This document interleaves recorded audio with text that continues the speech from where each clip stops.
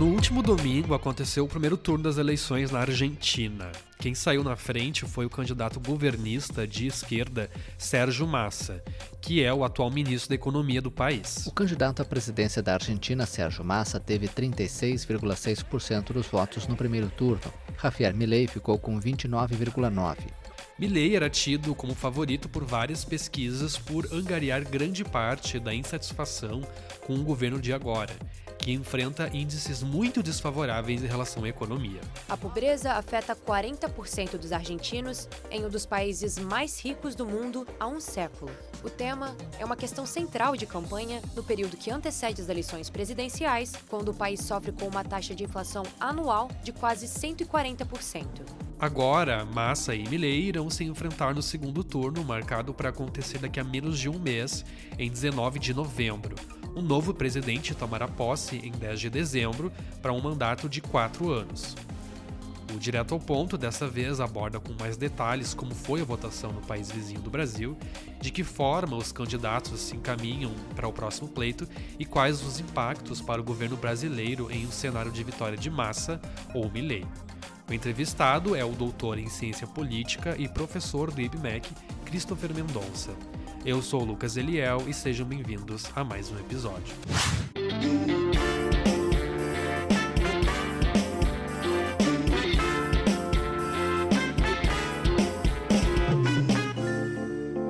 Christopher, temos acompanhado uma surpresa com o resultado do primeiro turno das eleições. Mas foi uma surpresa mesmo, levando em consideração a força do peronismo? Bom, muitas pessoas, analistas inclusive, têm dito que foi uma surpresa, né, diante da vitória do Sérgio Massa. No entanto, grande parte das pesquisas eleitorais divulgadas por diferentes institutos de pesquisa já demonstravam a grande capacidade do peronismo de passar para o segundo turno. Foi, inclusive, uma surpresa, porque foi, nos últimos 40 anos, a menor capacidade do peronismo. Mas nós já imaginávamos que existiria um segundo turno e que, muito provavelmente, esse segundo turno seria entre o Sérgio Massa e o Javier Milei. Sim, antes de nós irmos para outras questões, eu pedi a você que nos dê um resumo sobre quem são os candidatos que vão para o segundo turno. Bom, de um lado a gente tem o Massa, Sérgio Massa, que hoje é o ministro de Economia da Argentina, muito ligado ao kirchnerismo, né? Inclusive muito amigo também do atual presidente Alberto Fernandes, e ele segue para o segundo turno com essa força desse grande conglomerado de partidos, principalmente o Partido Justicialista, que é quem ele representa nesse momento. Ele já foi candidato em outra oportunidade, ele não ganhou as eleições, né? E ele, inclusive, quebrou a sua relação com o partido no passado, mas retornou agora como ministro da Economia. Ele tem propostas interessantes que têm um sentido de continuidade das políticas, principalmente sociais, que foram apresentadas pelo Alberto Fernandes, como distribuição de renda, ampliação de subsídios, né, principalmente a população mais pobre. No entanto, ele tem sido responsabilizado pela ampliação da pobreza na Argentina e também pela questão relativa aí à crise inflacionária, né, que estão vivendo agora na Argentina.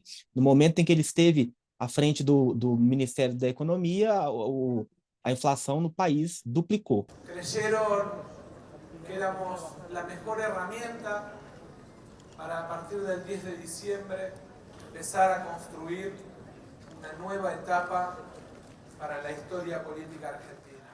E do outro lado a gente tem o Javier Milei, que é uma pessoa que não tem uma grande carreira política, é inclusive um nome que a gente considera como sendo antissistema, que tem propostas bastante controversas e criticadas por algumas pessoas, mas que conseguiu na última eleição uma votação também surpreendente. Milei pretende extinguir o Banco Central, uma política que é bastante criticada por alguns grupos. Ele pretende tirar a Argentina do Mercosul, dolarizar a economia, né, do país, e, portanto, ele é considerado um candidato que a gente chama de um candidato libertário, que quer, inclusive, diminuir a presença ou atuação do Estado na economia nacional argentina. Há 2 anos, se nos hubieran dicho que íbamos a estar disputando una segunda vuelta con el kirchnerismo por la presidencia de la Nación, no lo hubiéramos creído. Estamos verdaderamente frente a un hecho histórico. Como você mencionou, Christopher, a Argentina vive um cenário econômico e social bastante preocupante. Massa na frente no primeiro turno pode ser traduzido também como uma forma da população estar demonstrando receio com as propostas do candidato de extrema-direita? Bom, a população tem um pouco de medo diante de uma tradicional alinhamento com os partidos peronistas.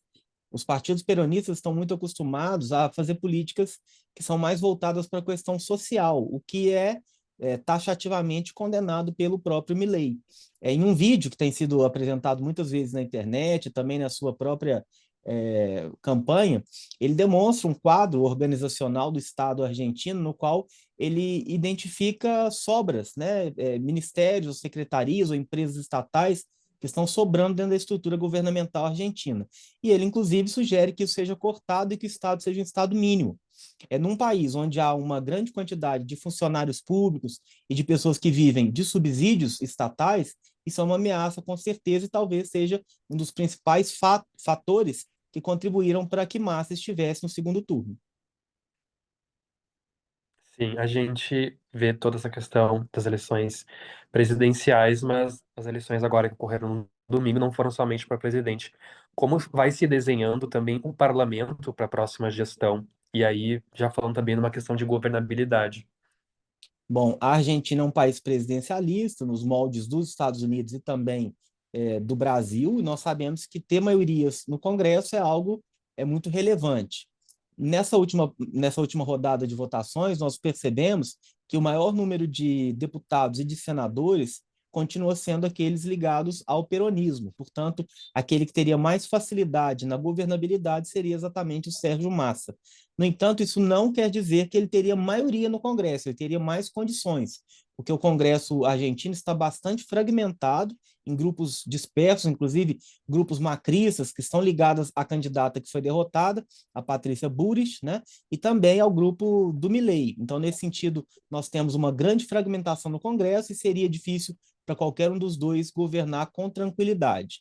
É necessário, no entanto, que qualquer um que venha a vencer no próximo dia 19 de novembro, dialogue de forma bastante presente com o Congresso para construir essa habilidade e essa governabilidade que tanto se espera na Argentina. A União pela Pátria, cujo candidato à presidência, Sérgio Massa, ficou com 36,6% dos votos e liderou o primeiro turno, perdeu 10 assentos, mas vai ser a maior bancada da Câmara dos Deputados, com 108 das 257 cadeiras.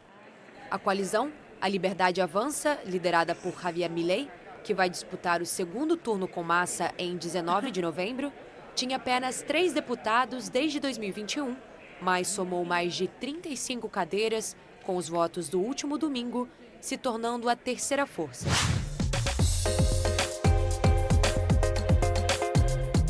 A gente está um pouco menos de um mês das eleições e também estamos atentos às pesquisas eleitorais. Faltando esse tempo para o segundo turno, é possível a gente estabelecer um cenário mais provável de vitória, de Massa ou Milei? Me parece que obter os votos da terceira colocada no primeiro turno é essencial para vencer. Me corrija se eu estiver errado. Exatamente. Obter os votos da Patrícia Bullrich é algo essencial para qualquer um dos dois que queira chegar à Casa Rosada. E me parece que a Bullrich não tem demonstrado apoio a nenhum dos dois até o momento. Ela disse no seu discurso, né, que ela se considerava derrotada, evidentemente, mas que não faria nenhum tipo de aliança com aqueles que estão ligados ao atual governo. Portanto, ela dá um indicativo de que não pretende fazer nenhum tipo de aliança com o Sérgio Massa. Ao mesmo tempo, ela não incentiva também aos seus eleitores que votem no Milei, o que é uma sinalização de que os candidatos terão que buscar os seus votos de forma bastante evidente, né? No entanto, as pesquisas que foram apresentadas até agora, elas não falaram ainda sobre o segundo turno. Ainda nós não tivemos nenhum tipo de pesquisa indicando as possibilidades para o segundo turno. Apenas houve uma fala que eu acho que é bastante significativa do CEO de uma das principais instituições que acertaram, né, os resultados na Argentina, que é o CEO da Atlas. Ele disse que quem entra nesse segundo turno com mais chances de vitória é o Milei, porque as chances de que os votos da Bullrich sejam transferidos para ele em razão do seu posicionamento ideológico são muito mais prováveis do que destinados ou transferidos para o Sérgio Massa. E, Christopher, vamos falar agora um pouco do Brasil e Mercosul. Que impactos nas relações internacionais podemos ter com uma vitória de Massa ou Milei no segundo turno? Bom, sem dúvida alguma, a vitória do Massa é muito mais positiva para o governo brasileiro diante da congruência e da proximidade que os dois partidos têm, o Partido Justicialista argentino e o Partido dos Trabalhadores aqui no Brasil. Inclusive, no próprio discurso, né, do Sérgio Massa, quando ele passa para o segundo turno, ele agradece muito ao presidente brasileiro Lula e também ao ministro da Economia, Fernando Haddad. Já no caso de uma vitória do Milei, as coisas começam a se complicar um pouco mais, porque algumas pesquisas, algumas propostas apresentadas pelo Milei dizem que ele pretende sair do Mercosul. E o Mercosul é um ajuntamento importante que tem o Brasil e a Argentina como países fundadores e que fomenta um comércio bastante importante entre os dois países. Então, nesses termos, nós consideramos que o melhor para o Brasil, o melhor, inclusive, para o governo brasileiro, seria a vitória do Massa, o que não me parece que seja uma certeza para esse segundo turno. Bom, eu acho o seguinte, que no primeiro turno, a maioria dos institutos de pesquisa e também uma parte considerável da mídia apostou muito no Milei. E me parece que, diante do resultado do primeiro turno, que essa aposta foi reduzida, que as pessoas começaram a considerar o Massa como sendo o candidato mais provável de vitória. E eu penso assim como o CEO da Atlas, de que nesse momento há muito mais chances de que os votos da Patrícia Buris sejam destinados ao Milei do que propriamente ao Massa, que tem um pensamento bastante diverso e que tem, inclusive, um desgaste bastante grande, porque no momento em que a Argentina está passando por um problema muito grande na economia, é exatamente ele quem é o ministro da Economia. Então, nesses termos, não vai ser fácil para nenhum dos lados vencer essa disputa de segundo turno. Sim, vamos aguardar os próximos capítulos dessas eleições aqui no nosso país vizinho. E, Christopher, quero te agradecer por nos guiar sobre esse assunto. As pessoas agora estão com bastante dúvida sobre como é que vai ser o pleito eleitoral no segundo turno. Obrigado, Lucas, pela oportunidade. Eu agradeço muito. Lula tem procurado se esquivar de apoio declarado nas eleições após o resultado do primeiro turno. A posição do Brasil acerca do tema foi abordada em entrevista do ministro-chefe da Secretaria de Comunicação Social, Paulo Pimenta, à TV Cultura. O presidente Lula terá, e o governo tem, uma posição institucional com relação a essa eleição na Argentina, como qualquer outro país. Nós acreditamos que existe um princípio de soberania, de autodeterminação, e esse princípio ele deve ser respeitado, né? Portanto, o presidente Lula não fará manifestações de apoio ao candidato A, ao candidato B, né? O presidente Lula sabe que a Argentina é um país estratégico para as nossas relações comerciais, para as nossas relações de amizade. Nós ficamos por aqui. Se gostou do Direto ao Ponto, confira outras edições que estão disponíveis no site do jornal, no YouTube ou no seu aplicativo de streaming favorito. Você pode receber pelo e-mail uma newsletter com os principais podcasts feitos pelo Correio do Povo. Basta se inscrever na nossa página. Esse Direto ao Ponto utilizou áudios de AFP e TV Cultura, tendo produção, roteiro e apresentação de Lucas Eliel, assistência de Marina Neck e edição de Thiago Basso, além da coordenação de Márcio Gomes e Luiz Felipe Melo. Obrigado por ter nos acompanhado e até a próxima.